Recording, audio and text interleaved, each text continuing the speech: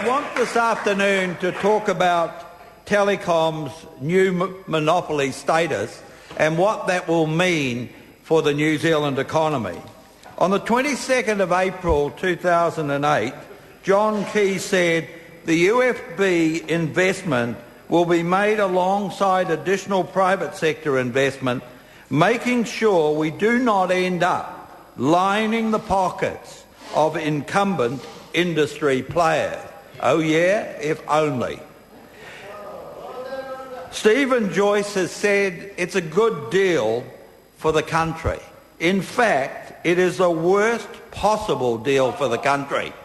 What you have is a government investment of $929 million, which has a present-day net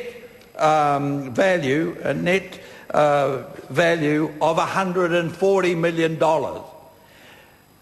The deal the government has entered into with Telecom has been portrayed as a partnership. It's not a partnership.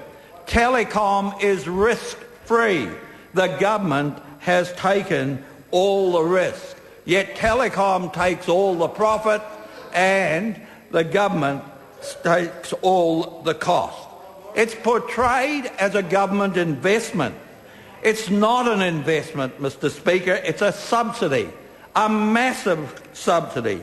Government sees almost none of its money back, or gets none of its money back.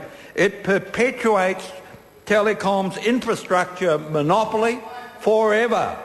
It kills Telecom's competitors without compensation. There is no take-up target, which one would expect is essential for a fibre bill. What we have is what I'd call the Crown Fibre Holdings sham investment.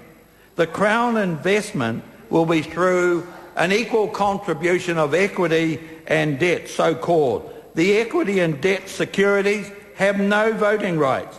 No dividend payments will occur before 2025.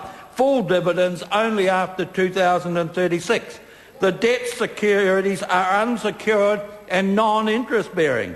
Debt securities are redeemed in tranches from 2025 to 2036. Chorus may elect to redeem the equity and debt at any time. Now that outline comes straight from Telecom. The investment is a simple gift to Telecom. Crown Fibre Holding pays for the entire $929 million of community infrastructure. The $464 million equity proportion actually has no rights to equity. It's actually a loan. Telecom has 2025 to 2036 to repay, and Telecom has full use of the $929 million interest-free for 14 and a half years. It can pay back at face value. Telecom has no real cost until the customer connects. They get an assured cash flow immediately.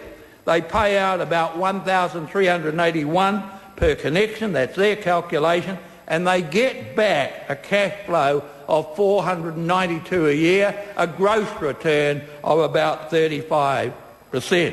The value to Telecom is this, a simple to calculate, $929 million for 14 and a half years, let's say at 7.75%.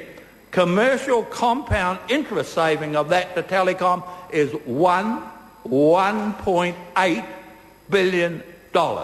1,800 million. Or to put it differently, government's $930 million is on generous terms. Well, what do you say? Generous? Yes. The net present value of Telecom's repayment on this funding is $140 million. Not my calculation, that's of a leading private wealth company based on Telecom's figures.